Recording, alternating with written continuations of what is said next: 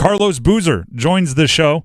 His book, Every Shot Counts, came out yesterday, a memoir of resilience by Carlos Boozer with a foreword by Coach K. Carlos, thank you very much for taking the time to jump on the show. I saw your book starts all the way at the beginning, your childhood, Juneau, Alaska. So I'm going to start there. When you started getting recruited heavily and becoming a big prospect, were there any good stories of seeing these college coaches that we're used to seeing in a very prim and proper shirt and tie having to trek up to Juneau to maybe make a pitch in your living room? Thanks for having me on the show. No, it is a bit of a hike to get to Juneau, Alaska, especially if you're coming from Durham, North Carolina, like Coach K did. Some other coaches came from other places as well, but it's a little bit of a hike. You got to fly all the way to Seattle, and then fly a 2-hour flight from Seattle up to Juneau, unless you have a private plane. So definitely a hell of a hike from the East Coast. You have twin sons that are kind of in the thick of their recruiting now, 5-star recruits down in Florida. You ever let them know how nice they have it in South Florida versus your prep career in Alaska? Oh, my God, all the time. I'm like, I can't even imagine growing up around palm trees as a kid.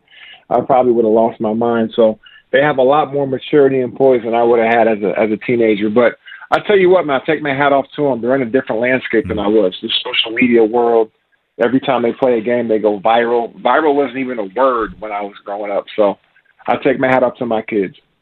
Carlos Boozer connecting with us on the Heister Automotive Group hotline. Check out his book, Every Shot Counts, out yesterday. Like I said, it kind of takes through the book takes everybody through your whole story.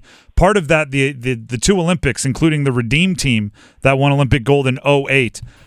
Coach K, I have to assume, gave you a whole bunch of special treatment because you were the only Duke player on that team with LeBron and Kobe and everyone else. Special treatment. Coach is an equal opportunist, so he gives everybody the same amount of love. And I'll tell you, that team was special, man. In 2004, we were kind of fragmented, right? We had the older group with like AI and Steph and Tim Duncan, Lamar Odom, Sean Marion, those guys. And then we had the young squad, the young gunners like myself, LeBron, Amari, D-Wade, and Melo.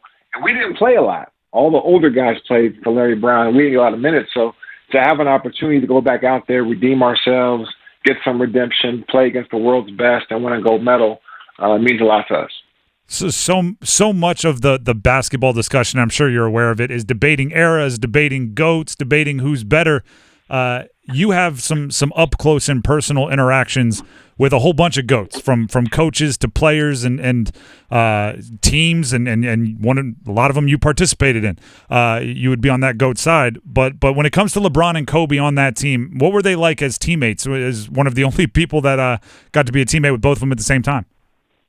Oh, it was magical, man. Like, Kobe was so serious, especially when it came to basketball. He was so locked in. And then LeBron, I think Kobe was the best player in the game at that time, and LeBron was coming. And there was like this, who's going to be better, Kobe, LeBron, when will LeBron take the torch kind of thing from Kobe. And on that team, Kobe he let his guard down, man. He became just one of the guys. I think LeBron let him in with some jokes, behind the scenes, and made him feel the ice was broken early. And those two guys were special, man. They could defend anybody. They could score against anybody. They set the tone for our team, and they led us to gold. We're talking with Carlos Boozer, Duke basketball legend, here on the Heister Automotive Group hotline. Was it, I think back to your national championship college team, and obviously that's not an all-star collection, but when you throw yourself, Battier, Jay Will, Dunleavy, all on one team, Duhan in his younger years, is there how do you ever become used to just being like, I'm the ACC tournament MVP, I'm a stud, but I got to feed this guy? Or when you're on the Redeem team, right? I'm an all-star in my own right, but hey, right now I have to feed Bron or Kobe or whoever else it is. What is your experience playing on those assemblies of talent that are just so enormous?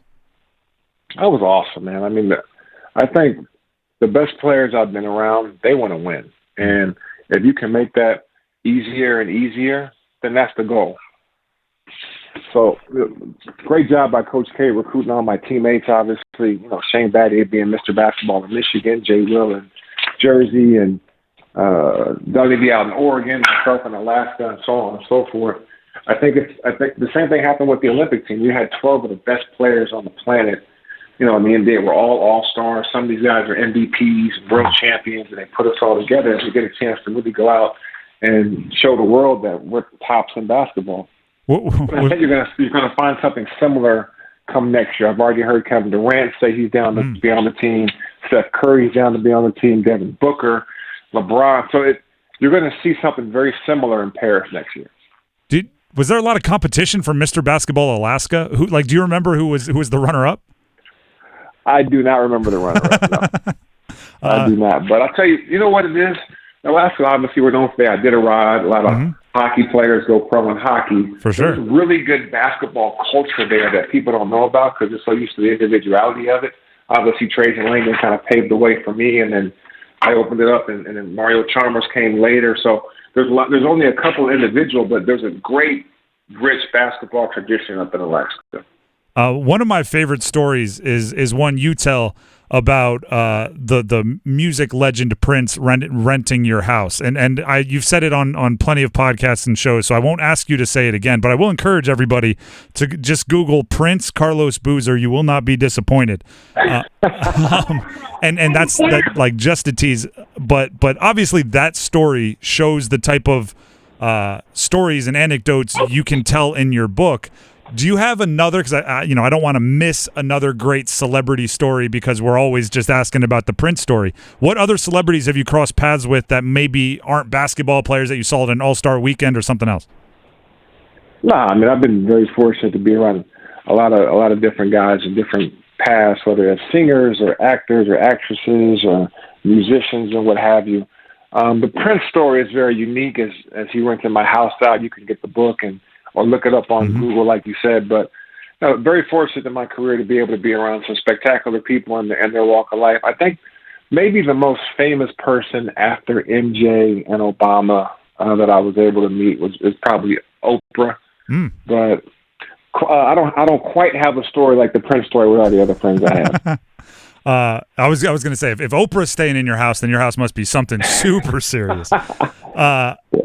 Quickly here, before we let you go, right? I mentioned you're a McDonald's All-American. Your sons are moving on that same path as 5-star recruits, a couple of the best high school basketball players in the country. You mentioned it's a different world for them. Viral wasn't a thing when you were playing in high school. What is it like seeing the recruiting world from the perspective of the dad rather than the player?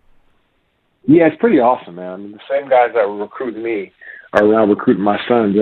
It's pretty unique. It's pretty cool. And I think also for them, I'm really proud. I'm really proud of them for being able to just navigate through this landscape with social media and the NIL and college transports and all of that kind of stuff. But they're open, and obviously all this pressure about going to Duke. They're going to go wherever it's best for them. They went to Kentucky last weekend and did a great interview, had a great time that weekend with Coach Cal and his staff. They're going to go visit Duke. They're going to go visit Florida and Kansas and Michigan and a few other schools. And they're going to have to wake up at 6 o'clock in the morning, get their workouts in. They're going to have to be up late at night, 2 a.m. doing papers. They got to have the opportunity to choose their own path for themselves. And if it ends up being Duke, that would be amazing. If it ends up being anywhere, it would be amazing. So I'm looking forward to seeing how that relationship goes on their recruiting paths and see where they decide to go. Did you think ahead when you named your son Cameron that it might add a little bit of extra pressure for him to choose Cameron Indoor as his home stadium? It's so funny because when me and Cece named Cameron that, we didn't expect him to go to Duke and be a top basketball player, but it would be one hell of a story if it ended up that way. And last one for you, how crazy are the NIL conversations to you as somebody that was on a very popular college basketball team? And it's probably hard not to think back to what you guys might have, the cars you might have been driving or the off-campus apartments you might have been able to stay in. How crazy are those NIL conversations when they do visit a place like Kentucky or Duke or any of the Blue Bloods? No, I just think for the landscape of college sports, I think it's long overdue. There's the NCAA has been making billions of dollars off of college athletes for so long. This is an opportunity for those college athletes to reap some of the benefits of their name and image and likeness. And I just think it's long overdue. Like, imagine a guy like Tim Tebow or Zion or, some of these great players that came through the college ranks, what they would have made. But, I just think it's about time we had something like this for college athletes across the board. Or Carlos Boozer. We'll throw you in that category also. Appreciate it. Carlos, we appreciate you for stopping by the show. I can't wait to pick up a book or pick up a copy of the book, and we'll keep pumping it out there to everybody here in the Triangle. Thank you so much. Go get it. Every Shot Counts is out right now. There you go. Carlos Boozer, Duke legend, NCAA champion, and NBA All-Star, and so much more. Olympic gold medalist. Check out the memoir, Every Shot Counts. It's a memoir of resilience by Carlos Boozer and the foreword by Coach K.